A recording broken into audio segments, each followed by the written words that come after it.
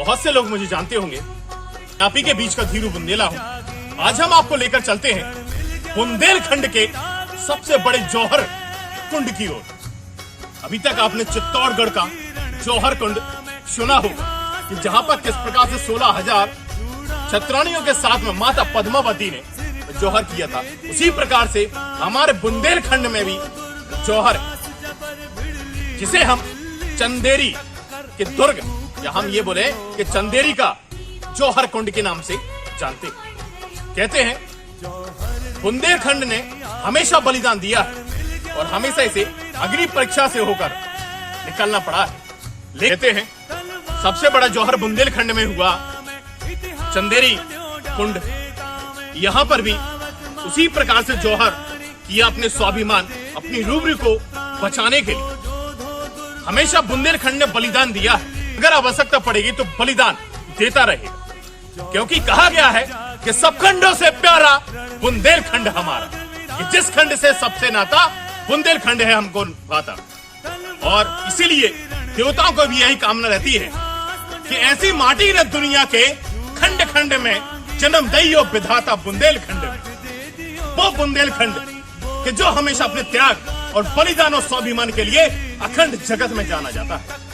उसी प्रकार हम आपको एक जौहर कुंड की कहानी की ओर लेकर चलते हैं, बुंदेलखंड की ओर लेकर चलते हैं, बुंदेलखंड के स्वाभिमान की ओर लेकर चलते हैं।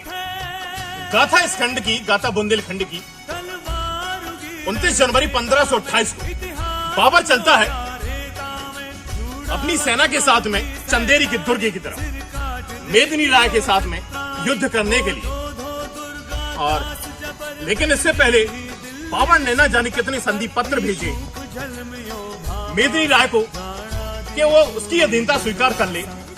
लेकिन बुंदेलखंड में हमेशा शेर हुए हैं। कहते हैं शेरों का ही यह खंड है और शेरों का बुंदेलखंड है, तो शेर कैसे अधीनता स्वीकार कर सकता है। मेदिनी राय ने बाबर की अधीनता स्वीकार नहीं की और बल्कि अधीनता के स्थान पर उसने युद्ध करने का निश्चय लिया कि अगर जिएंगे तो इस मिट्टी के लिए और मरेंगे तो इस मिट्टी के लिए। मेदिनी राय भी अपनी सेना के साथ में युद्ध क्षेत्र में निकल पड़ता है।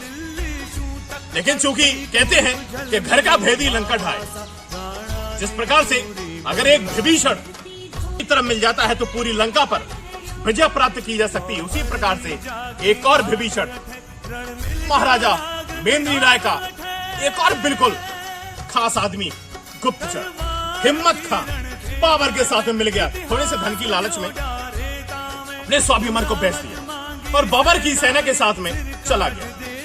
उसने ना जाने कितने गूढ़ रहस्य बताए। बाबर की सेना और मेदिनी राय जब रण क्षेत्र में पहुंचे तो बाबर घबरा गया, क्योंकि बाबर को पता था कि आज हमारा सामना शेर से है, पर बुंदेली शेर से, बुंदेलखंड का शेर मेदिनी राय और सामने हिम्मत खां। लेकिन कहते हैं अगर रण क्षेत्र पहुंचते तो हमारे एक ही कर्तव्य है, केवल युद्ध करना। और मेदिनी राय रणचंडी बनकर मुगलों की सेना के ऊपर बरस पड़ी। इस प्रकार से लग रहा था कि मानो आज रणचंडी ही स्वयं रण क्षेत्र में उतर आई और इस प्रकार से मुगलों की सेना का नरसंहार कर रहे थे, मानो कुछ ही देर में आधी मुगल सेना परास्त हो गई। लेकिन कहते हैं इसमें षड्यंत्र से एक बार मेदिनी राय को बंदी बना लिया और उनकी हत्या कर दी। अब क्या था, हत्या करने के बाद यह चंदेरी के लिए सबसे बड़ी क्षति थी। सबसे बड़ा अगर दुख था तो इसी का था कि आज मेदिनी राय चंदेरी का राजा, इस बुंदेलखंड का सूरज अस्त हो गया। निश्चित रूप से बाबर बहुत खुश था कि उसने चंदेरी पे विजय प्राप्त कर ली और वो चलता है फिर चंदेरी के किला की तरफ, चंदेरी के दुर्ग की तरफ, रानी मणिमाला को हासिल करने के लिए। लेकिन इसकी खबर जैसे ही रानी मणिमाला को लगती है कि महाराजा मेदिनी राय युद्ध क्षेत्र में वीर गति को प्राप्त हुए, मानो कुछ समय के लिए रानी पत्थर बन गई। लेकिन कहते हैं ना कि छत्राणी भी कभी भी अपने स्वाभिमान को डगमगा नहीं सकती। उसी प्रकार से थोड़ी साहस करके रानी मणिमाला अपनी सखियों के साथ में, छत्राणियों के साथ में अंतिम पूजा करने के लिए भोलेनाथ के मंदिर में जा पहुंची और आदेश दिया गया कि गलैया ताल में जौहर कुंड सजाया जाए, जौहर की तैयारी की जाए। वहां पे गलैया ताल में जौहर की तैयारी लग रही थी। यह सभी छत्राणी एक एक कर जौहर कुंड में भाग लेने के लिए तैयार हो रही थी। कहते हैं रानी मणिमाला ने सभी छत्राणियों से कहा कि समय है आज श्रृंगार से अंगार की कहानी लिखने में, कि आग और सुहाग का नाता हमेशा से रहा है और जब तक स्त्रियां आग और सुहाग का संबंध समझेंगी तब तक एक बाबर क्या 1000 बाबर भी आ जाएगा फिर भी हमारी रूबरू को छू नहीं सकता, हमारी परछाई को तक नहीं छू सकता। तो हमें तो हासिल करना बहुत दूर की बात। और मणिमाला के संग में 1600 छत्राणी बिल्कुल जौहर कुंड में प्रवेश करने के लिए तैयार खड़ी। इतने में प्रवेश करता है बाबर। बाबर ने जैसे ही प्रवेश किया तो मानो छत्राणी जौहर कुंड में प्रवेश करने के लिए तत्पर थी। यह दृश्य देखकर बाबर थोड़ा सा विचलित हो गया कुछ समय के लिए। रानी मणिमाला ने कहा, हे बाबर, तू कभी भी विजय प्राप्त नहीं कर सकता चंदेरी के दुर्ग पर, और अगर आगे एक कदम भी आएगा तो इसी आग में भस्म हो जाएगा। और हम छत्राणी आज इसी आग से जौहर कुंड की नई कहानी लिखेंगे, बुंदेलखंड का नया इतिहास लिखेंगे, बुंदेलखंड के पानी को लिखेंगे कि बुंदेलखंड का पानी क्या है, बुंदेलखंड का स्वाभिमान क्या है। बाबर कुछ समय के लिए बिल्कुल चुपचाप खड़ा रहा, यही दृश्य देखता रहा। रानी मणिमाला ने कहा कि किस प्रकार से तुमने षड्यंत्र से राजा को मार गिराया है, लेकिन तुम कभी भी अपने मंसूबे में कामयाब नहीं हो सकते, कभी भी तुम इस दुर्ग पर विजय प्राप्त नहीं कर सकते। रानी मणिमाला श्रृंगार करके तैयार खड़ी थी।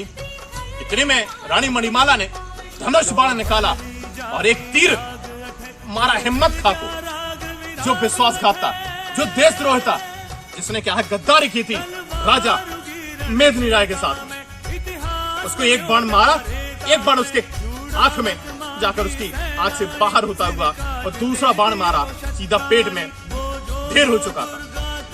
क्योंकि रानी मणिमाला ने बाबर से कहा कि कभी भी हम गद्दारों को क्षमा नहीं करते, और दूसरा बाण निकाला रानी मणिमाला ने और बाबर की पगड़ी में मारा। पगड़ी रानी मणिमाला के कदमों में गिर चुकी थी। बाबर वहां पर हार चुका था। मानो बाबर वहां पर इस प्रकार से लग रहा था कि सब कुछ जीत कर भी वो सब कुछ हार गया। तब उसे पता चला कि बुंदेलखंड की छत्राणियां क्या होती हैं। उनके पराक्रम को कभी कम नहीं रखा जा सकता, उनसे विजय प्राप्त कभी नहीं की जा सकती।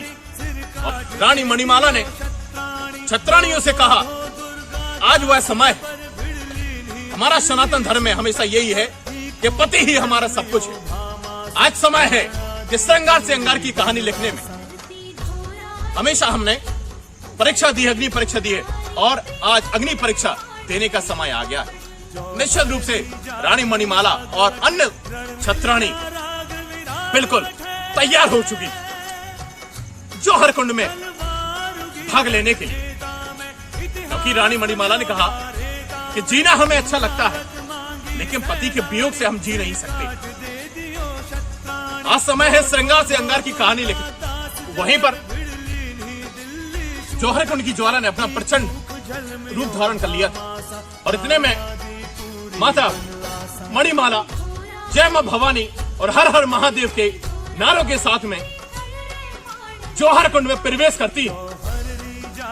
और रानी मणिमाला कहती है कि श्रृंगार से अंगार की कहानी लिखने में हम छत्राणी कभी सोचा नहीं करते, जौहर के तराने को हम छत्राणी कभी करोचा नहीं करते, ये खोकर रूबरू हमें जीना नहीं आता, और जब तक न खींचे दुश्मनों की खाल हम छत्राण के जख्मों को सीना नहीं आता, हम छत्राणियों के जख्मों को सीना नहीं आता।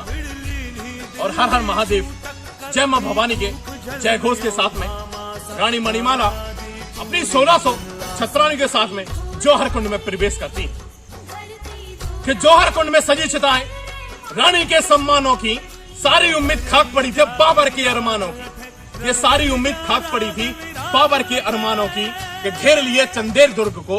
रानी ना घबराई थी कि मातृभूमि को सदा बचाने कसम राम की खाई थी कि मेहंदी वाले हाथों में जब तलवारें सज बैठी थी, कि मेहंदी वाले हाथों में जब तलवारें सज बैठी थी और दुश्मनों का करे खात्मा देवी रण में बैठी, कि दुश्मनों का करे खात्मा देवी रण में बैठी। साथियों नमस्कार, जय हिंद, जय भारत, नवखंड बुंदेलखंड। ये थी कहानी इस खंड की, गाथा इस खंड की, गाथा बुंदेलखंड की।